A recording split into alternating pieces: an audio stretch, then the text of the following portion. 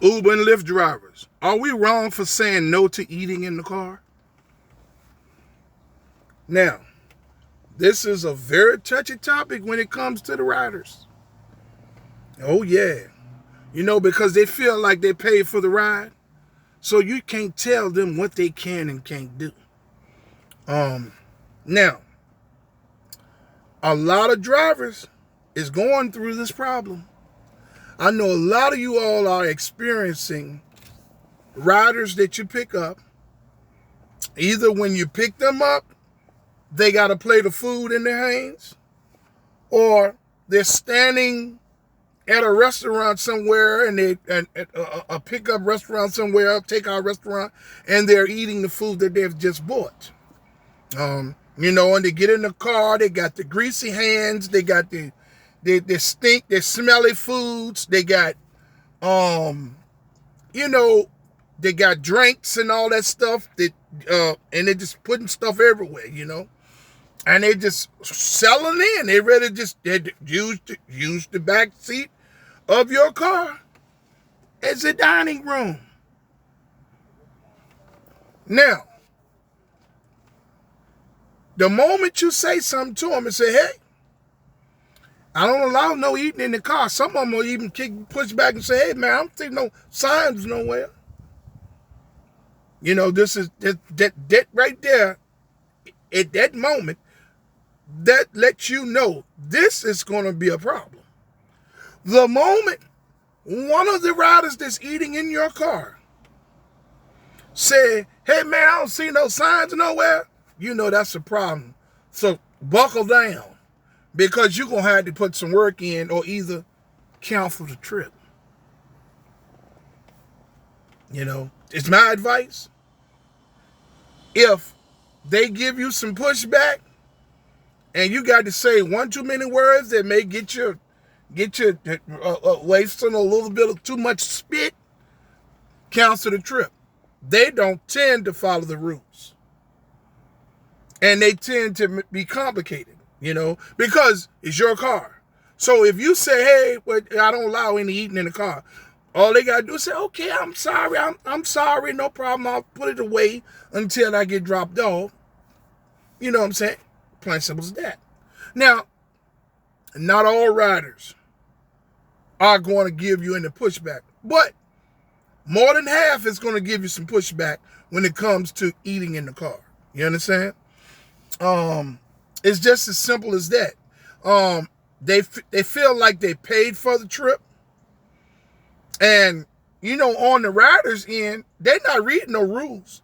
So, but I can almost tell you that Uber and Lyft does not have any rules for the drivers that stop them from eating in cars. There's no penalty attached to it or anything. For the riders, there's no penalty at all. That they lie. They do everything they can to go against the drivers, to be vindictive. They don't get penalized for it. There's nobody to prove that they told the lie and remove them from the platform so that they can't drive, right? So, if a lot of drivers are scared of people of the riders giving them pushback, so they won't say nothing. They'll just let them eat. Oh, I'll just clean up the back seat when they get out the car. Implementing as a Uber or a Lyft driver, there's rules that you have to implement. And no, you do not have to write the rules down on no cards and have them posted all everywhere. You don't have to do this. Open your mouth and say, this is nice and polite. Yeah, excuse me, man. I don't allow eating in the car.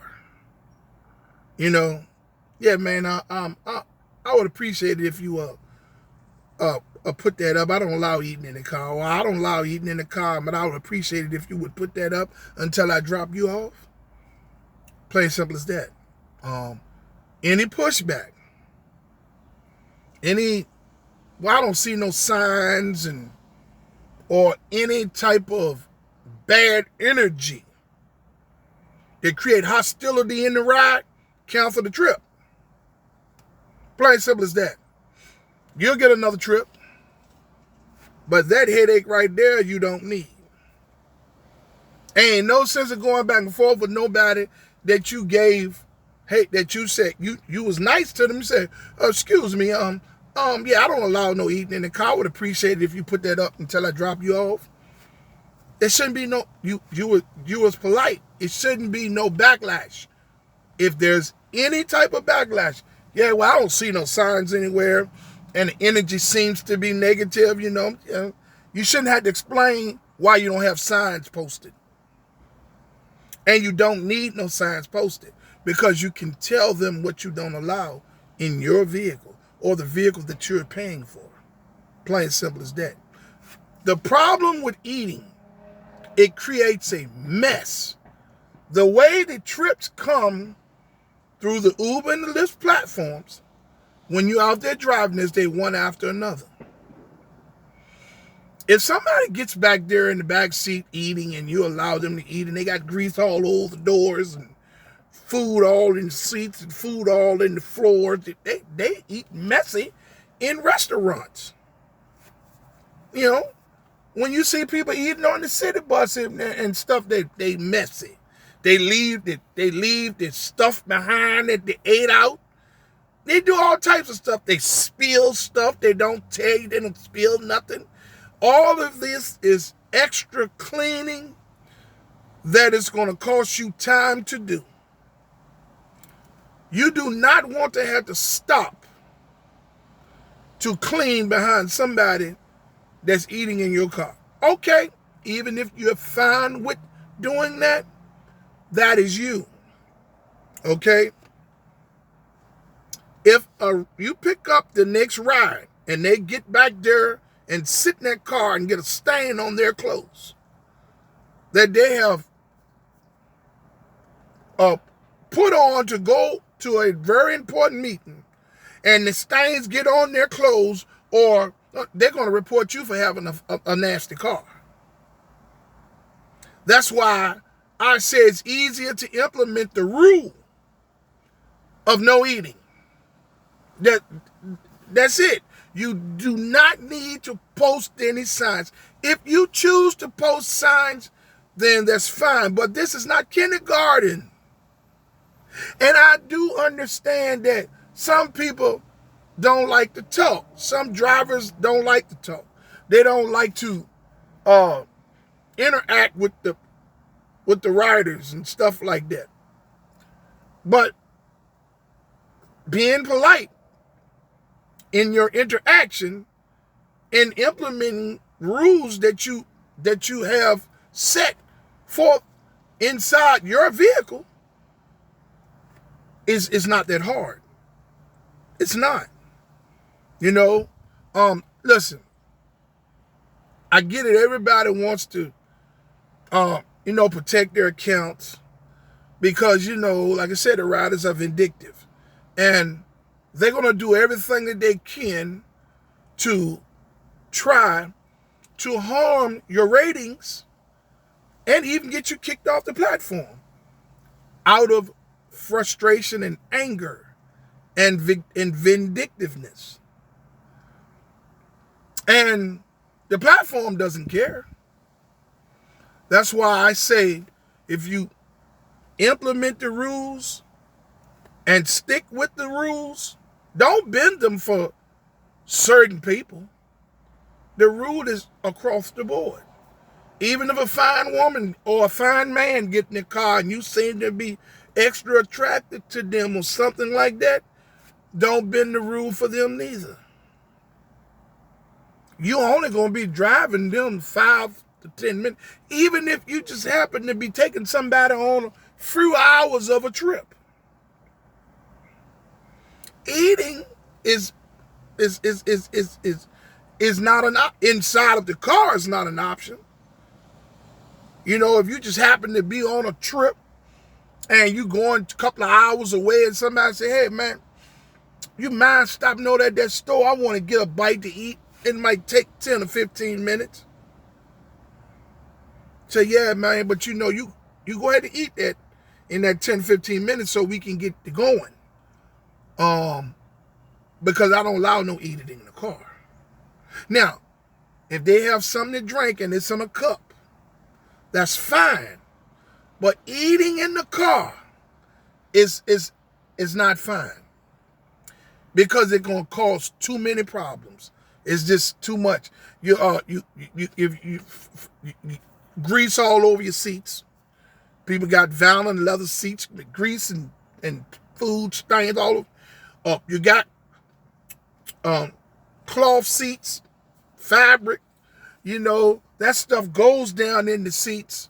The oil, the grease stains the seats. All types of stuff. It doesn't make sense. That's why I say the implementing the rule of no eating in the car is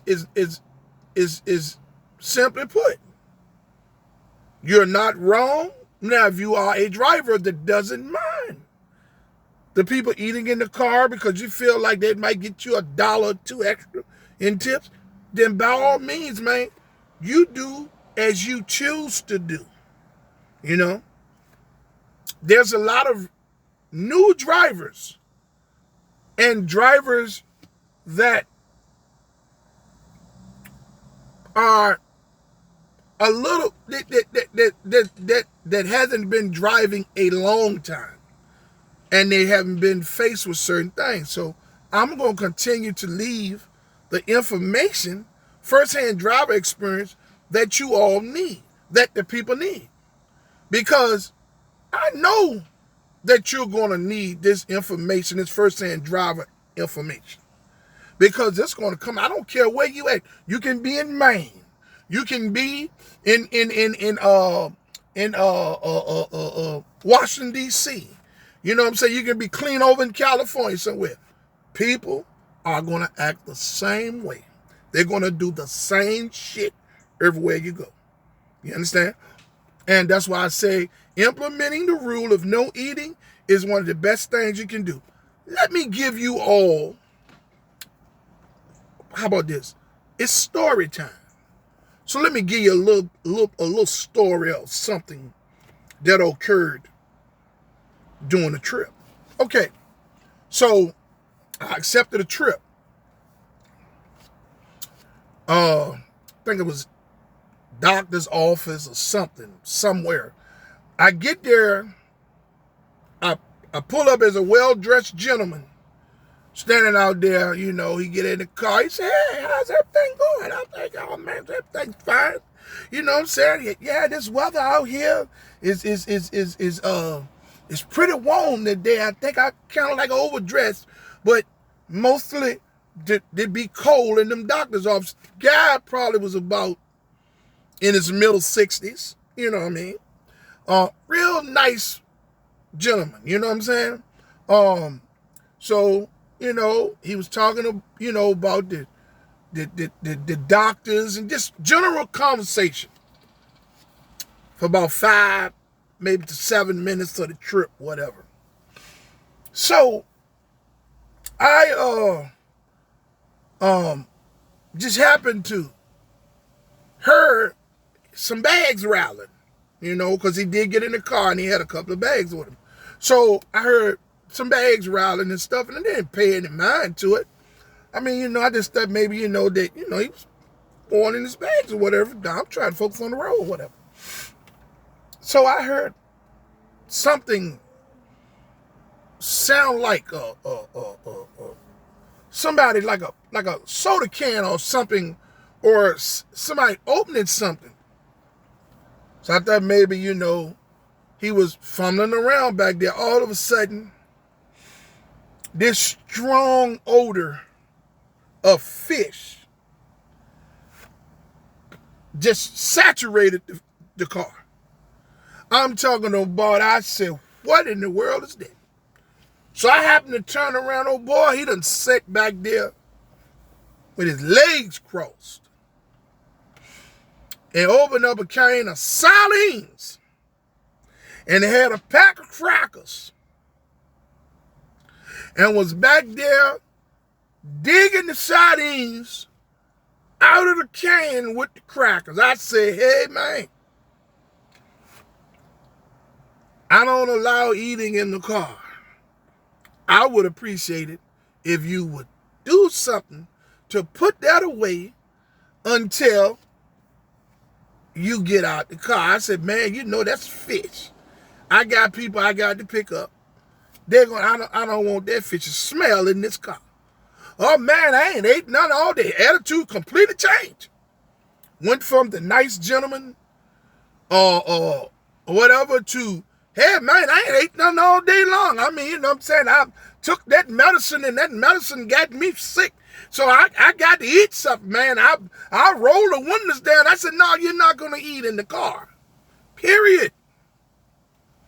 Now, if you don't want to wrap that up, I can pull over and you can call another Lyft. That way you be refunded. Oh, well, I won't be refunded because this trip is booked through Medicaid.